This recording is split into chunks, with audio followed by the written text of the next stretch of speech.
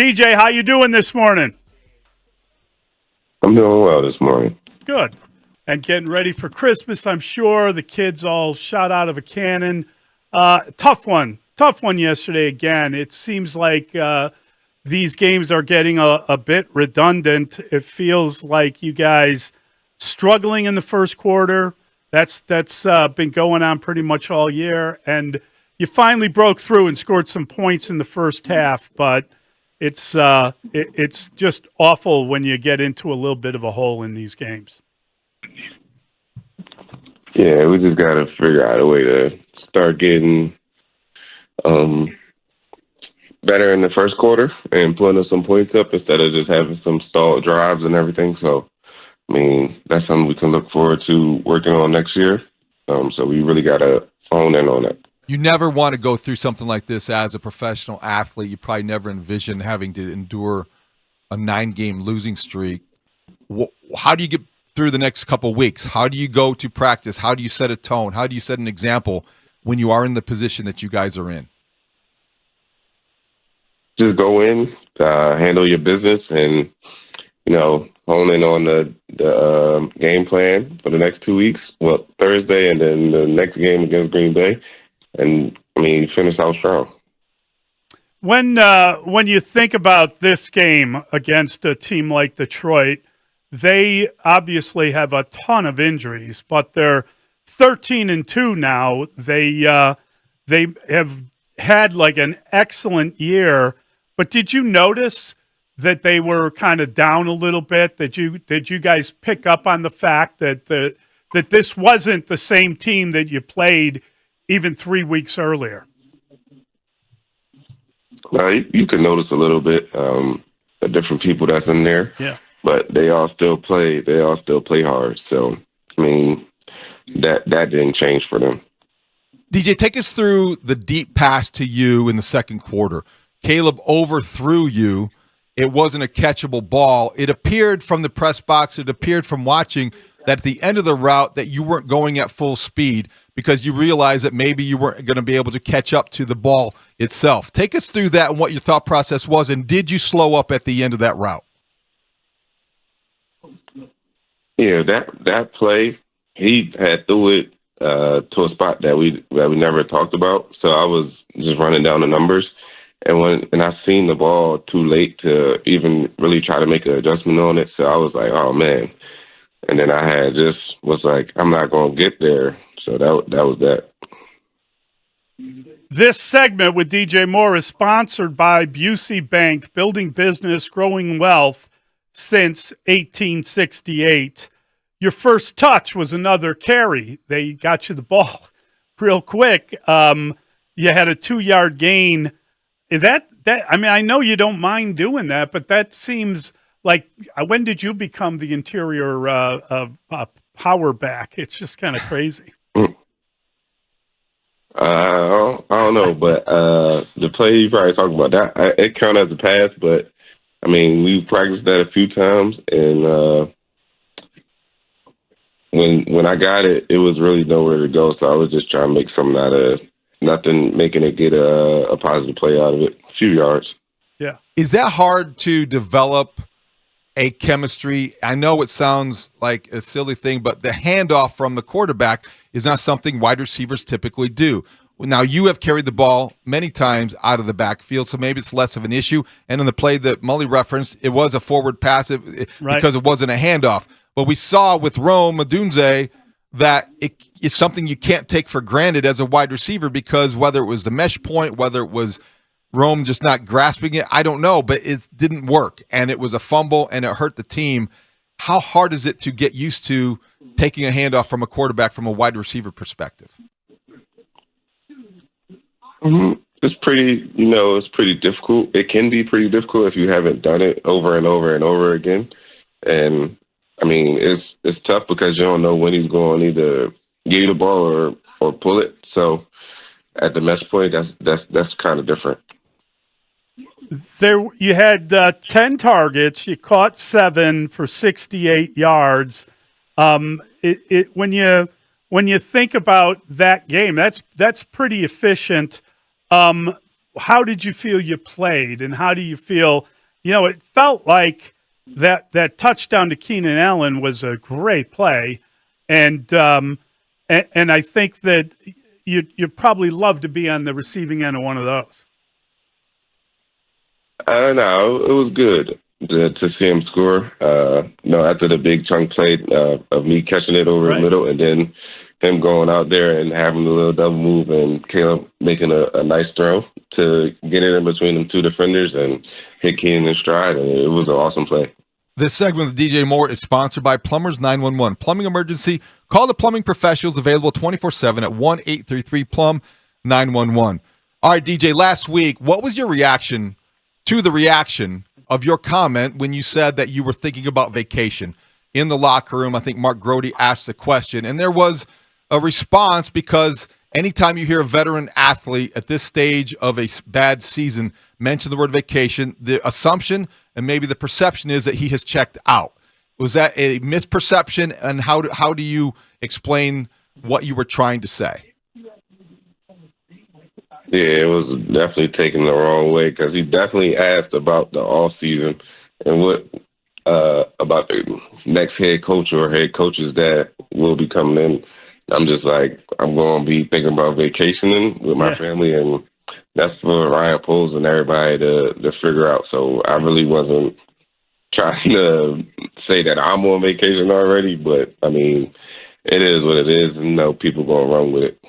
Yeah, you were trying to avoid talking about the next coach, right? Because that's a difficult subject for you to have to deal with. Yeah, it's like, when it's the off season, we work out and stuff, but whatever the big decisions are, we don't really take part in unless they call us and ask for our opinion. So other than that, you're going to be vacationing and working out. So I'm going to just be out there vacationing. Have you been part of teams, though, that have basically viewed the last 3 weeks of a season in vacation mode? Because that's a term that we referred to as teams that maybe aren't as locked in as they typically would be. And I think that's probably what people heard when you said that. Yeah, whenever people hear vacation and their team or we're losing, they just go and run with it. But at the end of the day, no, I haven't been a part of teams. Last year we played out until we couldn't. We played strong, and even when I was with the Panthers and we was struggling, we still went out there and gave teams our all. So I don't look at it as no different this year. When you guys are going through what you're going through right now, do you think that things change in the second half when a team gets a lead on you? Did you notice them playing more of a prevent type of defense as the game went on? What is it like when they get ahead and then they're kind of they feel like they can just run things kind of conservatively? They no longer have to be aggressive. It varies each week to week. Some teams try to make you a one trick pony. That's because we playing from behind. They catch up, so they're gonna be like, we got to pass the ball, so they're gonna play a lot of zone. And I feel like they was playing a lot of zone this game until we got in their crucial downs, and then they played man closer to the red zone. So, it all depends. What was your reaction to the stumble bum play that the Lions pulled off as an offensive player? If your offensive coordinator got to the front of the room and suggested running that play at the beginning of the week, how many people would chuckle? And it worked, so I guess it was a great call, but it certainly was something that it's you don't see that every day. Yeah, you don't see it every day, but that's creative to even think about from a coaching aspect, and then the players making it come to life. I'm pretty sure nobody was like, this is not going to work. They probably went out there, practiced it a few times, had some laughs that it really worked in practice, and then really went out there and did it in the game, and they were just having fun with it. I know that you're probably unaware of this, but I'm wondering if you've seen that 15 of your opponents, the 17 games you play next year, are already known. Are you aware that your schedule, well, obviously you won't know it till later in the year, but you know who the opponents are? I don't really know all the opponents, but I know like a few, Right. but not all of them. So we know that you clarified it, so you will be on vacation when the Bears are searching for their next head coach. But before you leave and before you pack, will you have anything to say? Will you want any input into what kind of head coach you would like to see in Chicago? You're locked up long term. You're going to be here a while. You're going to be a big part of this team moving forward. Do you want to have a voice, even if it's just input before you take off at the end of the season, into what they should be looking for? I think we all on the same page as far as getting somebody that's going to lead the team in the right direction, have a solid game plan week in and week out, and that's just going to let it loose no matter what. When you think about the way this season has gone and the way that that this has kind of happened, do you what is it like with the players? What is it like as you're kind of playing out a string here and you know the playoffs aren't possible? Do you notice a difference in the building? Nah, there's really no difference in the building. I know we all love this game of football, so everybody comes to work every day. We do our walkthroughs and practice hard, so I mean, the preparation is still the same. Just the outcomes are difficult to wrap our finger around. DJ, you know how it works in Chicago. Everything is about the quarterback. So we analyze every snap, every series, and we're looking for signs of progress. Yesterday, Caleb Williams had a big day statistically. Just curious, from your veteran's perspective, you are in those huddles and you're targeted 10 times. You're as big of a part of that passing game as anybody. How has he improved? What does he do better now that maybe he didn't do as well earlier in the season? He lets plays that are negative go faster and just moves on. So that's one thing. Instead of dwelling on the past, and we can't change the past now within the game, and then go out there on the next one, and he goes out there and makes a positive play. So that's what I've seen. Yeah, I'm just curious. Do you pay attention to who's starting on the offensive line? Are you aware when guys are in or out, or who's active for a game? Any of that kind of thing? Yeah, you know who's in the game. I really don't pay no mind to it, but I make it like known in my head that we got such and such playing, and how it may or may not go, and then go from there. We just got to keep them motivated. Thursday night will be the third game in 11 days. It's one of those things that at this point of the season has got to take a toll on your body. What do you think about having to play, now that you're in the midst of it, 3 games in 11 days, and how is your body responding? I don't know. It's tough. NFL makes it tough. But, I mean, it's all for the fans and the amount of money that we make. So, but our bodies, we got to rehab and get it back right. But right now I'm just sore. What kind of a football fan are you, DJ? In other words, will you watch the NFL on Christmas Day, or will you be concentrating on the family and knowing you play on the 26th? Do you keep an eye on the college football games that are going on, the playoff stuff, or do you concentrate on getting your games in? A little bit of both. Watch some of the college, then some of the league. But the main focus is Seattle, and I got to watch some of their stuff. So throughout the day, I'll probably watch some and then still be locked in with my family. And then we got to go down to the hotel after we do all the Christmas openings and everything. Speaking of fans, yesterday was a rough one because half of the stadium, it felt like, was dressed in Honolulu blue, and there were chants for Jared Goff. There were chants for Let's Go Lions. As a Bears player, as a captain, how did you respond to that, and how distracting was it?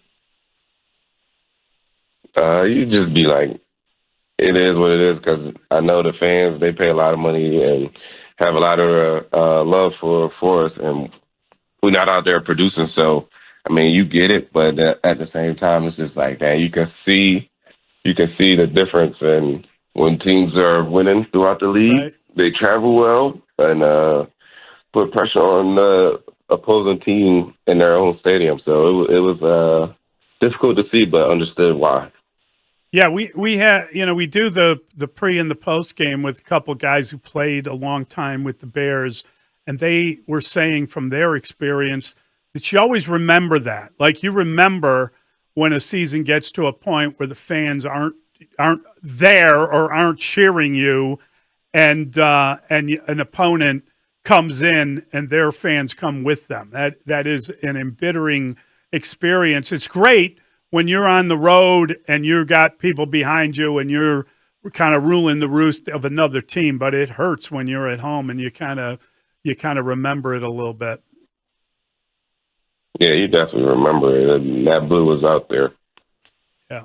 So Keenan Allen had a touchdown yesterday. A lot of conversation about whether or not he will return to the Bears, whether or not he will command attention in the open market, becoming a free agent.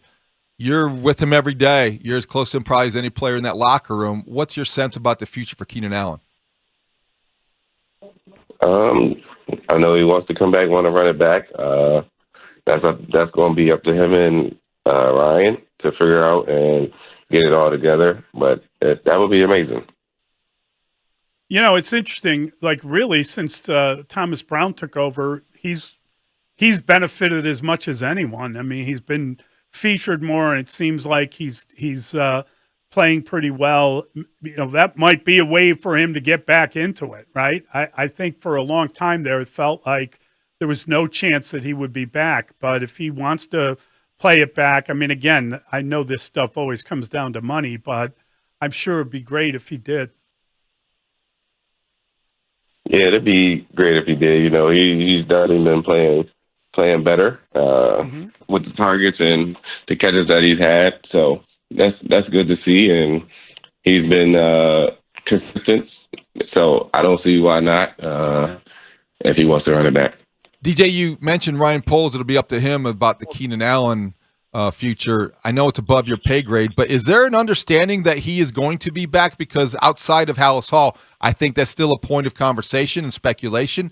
You wonder if in the offseason, as you begin to look for a head coach, if they'll begin over and hit reset with everybody. Is there any sense of Ryan Poles' job being in jeopardy in that locker room?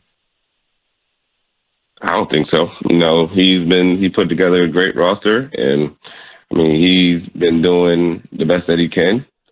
He can't go out there and play for us. We got to do that and play for him. Great stuff, DJ. Appreciate your time as always. Hope you're feeling okay, buddy. Have a Merry Christmas. Thank you. Merry Christmas to y'all, too.